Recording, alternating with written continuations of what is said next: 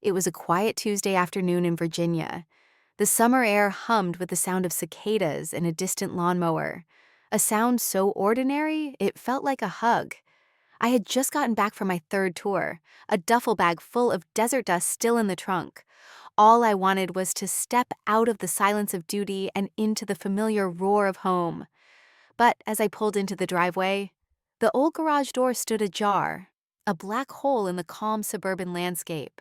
A strange sense of dread, cold and sharp, cut through me. I didn't know it yet, but the real war wasn't fought overseas. It was waiting for me right here, in the place I once called home. Before I dive into my story, I'd really appreciate it if you could let me know where you're watching from in the comments, and if you'd consider subscribing to my channel. It would mean the world to me and help me keep sharing more stories like this. Thank you so much for being here. My name is Alexandra Reed, but to my family, I was always just Alex.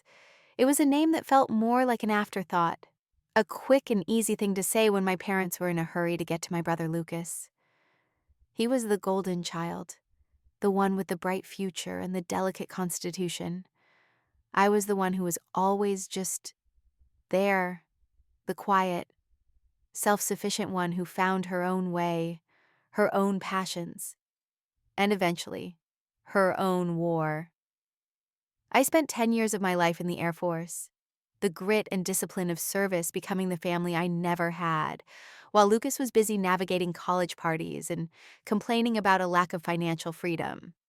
I was navigating sandstorms and mortar fire. My true family wasn't defined by blood, but by a shared passion for grease and the rumble of an engine. It was my grandfather who taught me that language. He was a retired mechanic with hands stained with oil, and a soul filled with the history of the machines he brought back to life. He showed me the language of machines, how a spark plug could change a heartbeat, and how oil smelled different when an engine was sick. He taught me about the soul of a car, a soul that you could only feel if you listened closely. My grandfather, a man who saw me, truly saw me for the first time in my life, instilled in me the dream of owning a 1968 Ford Mustang, a car he described as a wild stallion with a rebellious streak. I made a silent vow to him that day, a promise that one day that car would be mine. Years went by, and that promise became my anchor. It was the one thing that kept me going through the endless nights and grueling days of military service. I saved every extra dime, every bonus, every penny I earned. I lived off MREs and a meager salary, while my brother Lucas was given a brand new Mustang as a graduation gift from our parents. He drove it with a reckless abandon that made my blood boil, a reckless disregard for the value of the thing he had been given. I, on the other hand, was just saving. My dream car a beacon of hope in a world that felt cold and indifferent. It was the one thing no one could take from me, the one thing I earned. But my military life, the one thing that was truly mine, never let me rest for long. An assignment came down from on high, a top-secret mission to a country that didn't exist on any maps. I couldn't bring myself to leave my car exposed to strangers. So, I made the decision I would come to regret. I drove it home to Virginia, back to the garage where my grandfather had once taught me about the soul of a machine. Before I left, I stood in that garage with my father. The air smelled faintly of cut grass and gasoline, a mix of childhood and war. I met his eyes and said slowly, each word heavy, "Don't drive it, don't touch it, just start the engine once a week." He nodded too quickly and then looked away. That flicker, so brief I almost doubted I saw it, stirred something uneasy in me. That evening, we gathered for dinner, the four of us, at the same table where I had once counted candles, while Lucas blew them out. He was scrolling his phone between bites of steak, sighing loud enough for the walls to hear. "All my friends are going on Caribbean cruises," he whined, eyes fixed on the screen. "Meanwhile, I'm stuck here, broke. Life's just unfair." My mother reached across the table, resting her hand on his shoulder with the kind of tenderness I had long since forgotten. "Oh, sweetheart," she said softly, as though he carried the weight of the world. My father cut his meat in silence. I sat there, fork idle, the taste of iron on my tongue. The Corvette keys burned in my pocket like a warning. I wanted to speak, to name the truth that always hung unspoken in that house, that his wants were luxuries while my sacrifices had been survival. Instead, I swallowed it, pushing the words down where they would gnaw at me through the night. I told myself it was only 30 days. 30 days, and I'd be back behind the wheel. 30 days, and my car, my dream, would still be waiting. I repeated it like a prayer. And then, just like that, the unimaginable happened. The moment I set foot on American soil, my heart pounded with anticipation, the thought of my Mustang a balm to my weary soul. I didn't call. I just drove straight home, the familiar landscape a blur of trees and houses. But when I pulled into the driveway, the garage door was open and the space inside was hollow. No gleam of chrome, no rally red shimmer, no sound of a machine holding its breath, just empty concrete. My breath caught in my throat, sharp and dry. The driveway blurred as I stumbled inside, my heartbeat pounding in my ears like boots on a parade ground. My parents were in the kitchen, a scene of domestic bliss that felt foreign to me. My mother sat at the table, steam curling from a cup of tea. Her face as composed as a Sunday morning in church. She didn't even look up as she spoke, voice casual, almost relieved. Thanks to your car, Lucas finally got the trip of his life. I froze. My lips parted, but no sound came. When words finally did, they cut like glass. You sold my Ford Mustang? The last word cracked in my throat. My father exhaled as though my grief was an inconvenience. He set his knife down, rubbed his forehead, and said with a weary finality, "You're a soldier, Alexandra. You got money. You'll buy another one. Lucas only has one youth." For a moment, I almost laughed. Not the kind of laugh born of humor, but the bitter kind that claws its way out when the truth is too heavy to swallow. They had stripped from me not just a car, but the proof of years spent in deserts, of nights slept under foreign stars, of sacrifices carved into my very bones. And they dismissed it with tea and sighs. I looked at them, my mother's calm, my father's resignation, and I understood something that the battlefield had never taught me. Enemies are not always faceless men with rifles in the distance. Sometimes they are the people who raised you. Sometimes they sit across the table sipping tea, as though they haven't just betrayed your very soul.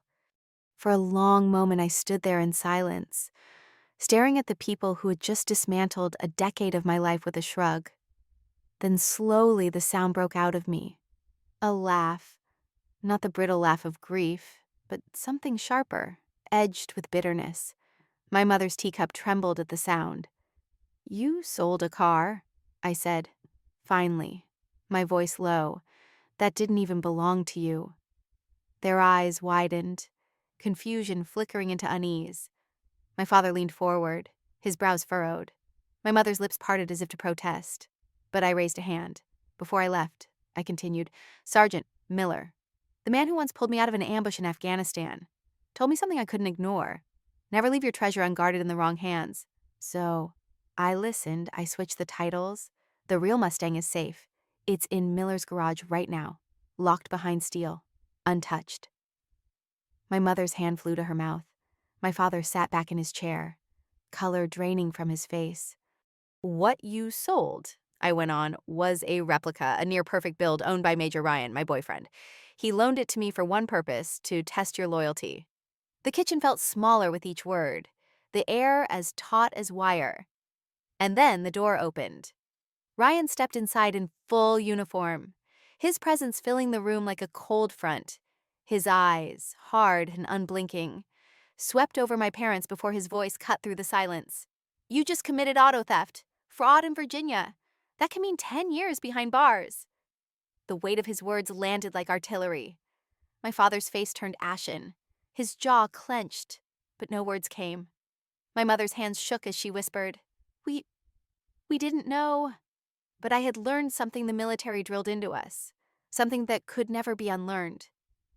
Ignorance is not a defense. I looked at them then, not as a daughter begging for recognition, but as a soldier who had finally seen the battlefield for what it was. And for the first time, I didn't feel small in that house. I felt like the ground itself had shifted. The silence, finally broken, and all the years of dismissal turning back on them like a mirror they could not escape. The silence after Ryan's words was broken not by my parents, but by the sharp ring of my phone. For a moment, I almost didn't answer, but something in my gut told me to. "This is Peter Wallace," a man's voice said. Firm, clipped, military in tone. "I just bought a Ford Mustang from your parents. There's a problem with the paperwork." The name struck a chord. Wallace, a former Marine. I remembered hearing of him once, a collector who treated cars with the same respect soldiers gave their rifles. Straightforward, principled, and above all, a man who understood the law. I swallowed hard. "Where did you get my number?" "From the bill of sale," he replied. "Your signature is on it, or at least it's supposed to be." My blood went cold. That night, I drove straight to base, straight into the office of a JAG lawyer. The fluorescent lights hummed overhead as she flipped through the documents Wallace had scanned and sent. She didn't take long. "Forgery," she said flatly, tapping her pen on the page. "Your parents signed your name. They sold property that was never legally theirs. That's fraudulent transfer of assets, at best. It's civil liability, at worst." She paused, meeting my eyes. "At worst, it's a felony. They could face criminal charges." I leaned back in the stiff chair. Every nerve in my body taut. Outside, the flag on the parade ground snapped in the night wind. Inside, my family's betrayal was being cataloged into legal language fraud. Forgery. Theft, cold words for wounds that still bled. And then my phone buzzed again. Not Wallace this time. Social media. Lucas's account lit up with new photos. Champagne bottles spraying, his arm around a woman I didn't recognize, his grin wide under the Caribbean sun. The caption read, "Living my best life." I stared until the image blurred. My hand shook so hard I nearly dropped the phone. That yacht, that laughter, that indulgence. It was all paid for with what I had carved out of dust and sweat. It wasn't just a car anymore. It was years of sacrifice turned into his vacation. And in that moment, I understood. Lucas wasn't just careless. He was complicit. He was celebrating with the blood and sweat that were mine. The image of Lucas laughing on that yacht wouldn't leave me. It played over and over until my resolve hardened into something sharp. That night I called him. My voice was steady, colder than I'd ever heard it. "Lucas, we need to talk now." At first, he tried to joke, tried to deflect, but when I said the words, "prison time," the silence on the other end stretched long. I could almost see the color drain from his face through the phone. Within an hour, he was home. I gathered them all in the living room. My parents on one couch, Lucas pacing near the fireplace. Beside me sat Ryan, still in uniform, and Sergeant Miller, arms crossed, steady as a rock. They weren't just company. They were witnesses, guardians of the truth. I was about to force into the open. The words erupted out of me, raw and long buried. Since childhood, everything was Lucas's, the toys, the praise, the attention. Well, I fought for scraps. You handed him the world. And now, after all my years of service, after all my blood, you sell my dream. My Mustang. The air shook with the weight of it. My father bowed his head, unable to meet my eyes. My mother's hands trembled as she began to weep softly. "But Lucas." Lucas's face twisted, and his voice broke into a shout. "You're all just jealous, admit it. Mom and Dad love me more, and you can't stand it." The words hung in the room like shrapnel. For the first time, the truth wasn't whispered in glances or buried under silence. It was spoken aloud, undeniable. The very foundation of our family cracked in that moment. No one argued. No one tried to deny it. The room was still except for my mother's sobs. "Finally," I laid it out plain. "You will make this right. The money goes back, every dollar. You'll sell the jewelry if you have to. Take out loans. Lucas, you'll contribute too. And you will all sign papers notarized, swearing never to touch anything of mine again." There was no fight left in them. Nods, tears, resignation for once. The power had shifted. I wasn't the forgotten daughter anymore. I was the soldier who had finally forced them to face the truth they had hidden for decades, and they knew as well as I did that nothing would ever return to the way it was. The weeks that followed were quiet, the kind of quiet that feels heavy, like the aftermath of a storm. Papers were signed, debts arranged, and silence settled into the corners of the house where arguments used to live. But beneath it, something had shifted. One evening, months later, my father appeared in the garage doorway. He cleared his throat the way men do when words feel foreign on their tongues. "Alexandra," he said softly, "do you want to help me fix up George's old Jeep? I'd like to learn." For a moment, I couldn't speak.